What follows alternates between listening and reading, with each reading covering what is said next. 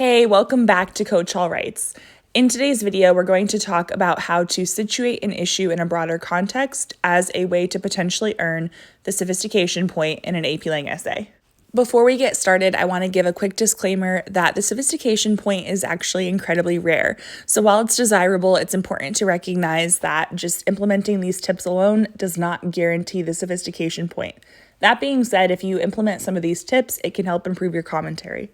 When thinking of situating an issue in a broader context, I find the expression to zoom out can be helpful for students because you want to think about the real world implications or limitations of the issue. So you want to think about the short term and long term implications.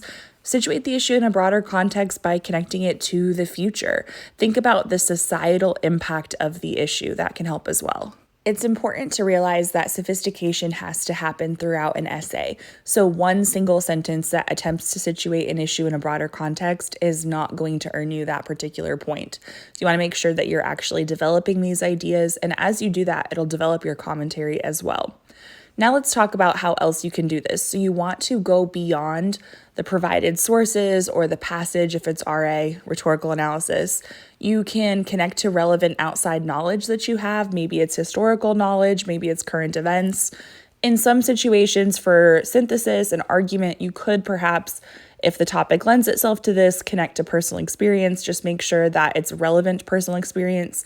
Make sure that whatever you're doing to situate it in the broader context is actually helping your argument and adding meaningful commentary. Examining the future or societal implications of a particular issue could potentially lead you to create your own call to action in the conclusion. So this could be a rhetorical choice that you make. Now, as I tell my students, this is a tool that you want to have in your toolbox, but it's not a tool that you want to use in every single essay. So make sure that if you do this, that it's stylistically and topically appropriate. Now that we've talked a little bit about what you could do to situate an issue in a broader context, let's talk about how you decide where it goes in your essay.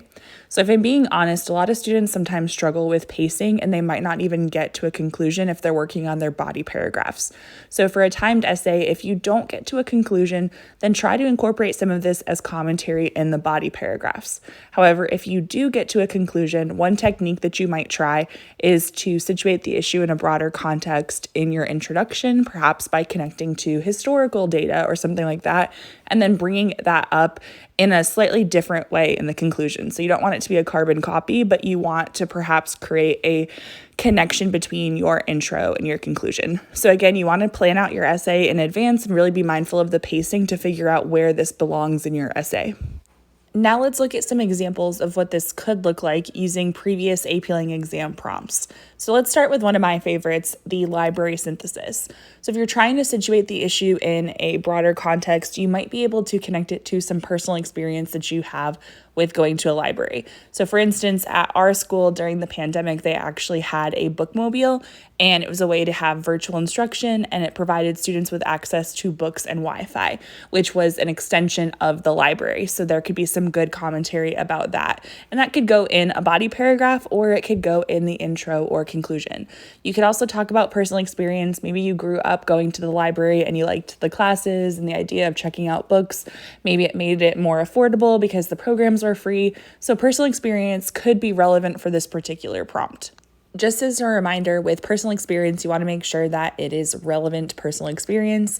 For some prompts, this is much easier than others.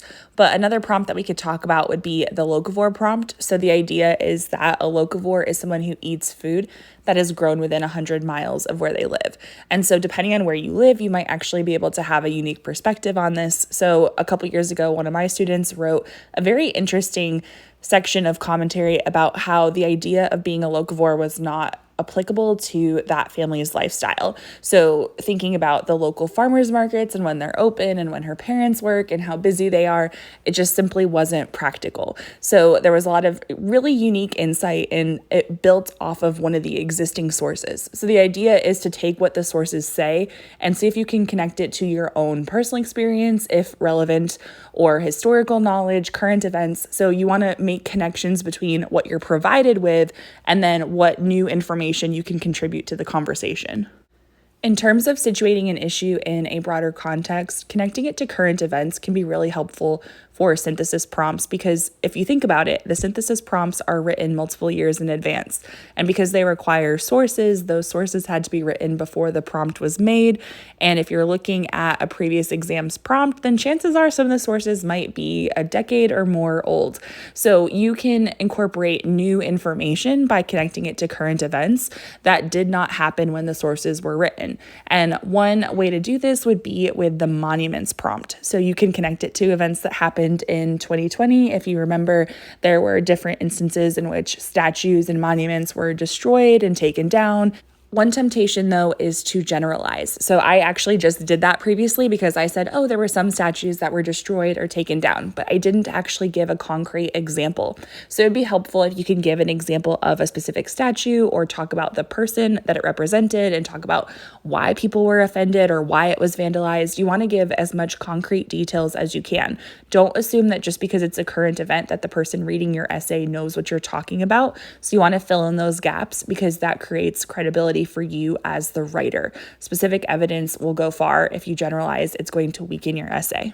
Another quick example of situating the issue in a broader context using current events would be with the space exploration prompt from several years ago, because it talked about privatizing space exploration. And in recent events, there were multiple instances of this, so you could talk about that as well.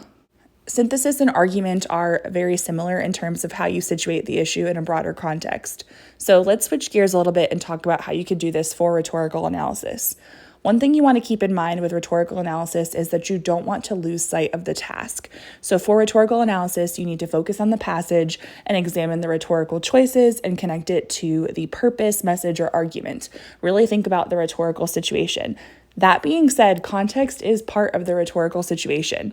So if you're trying to situate the issue in a broader context for rhetorical analysis, chances are this is probably best left to the conclusion paragraph, though I'm sure there are exceptions. Some rhetorical analysis passages are either from a very particular historical time period, so you can situate it in a broader context by looking at that historical time period, or they could reference a particular historical time period, like in the case of Obama's speech commemorating Rosa Parks.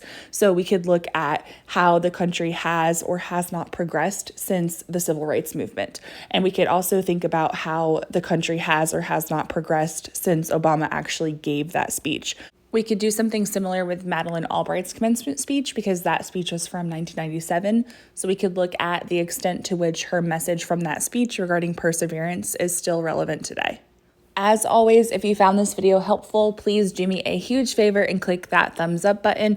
Also, if you're an AP-ing student or teacher, please make sure that you are subscribed with your notifications turned on. That way you don't miss any upcoming AP-ing content. Until next time, happy writing!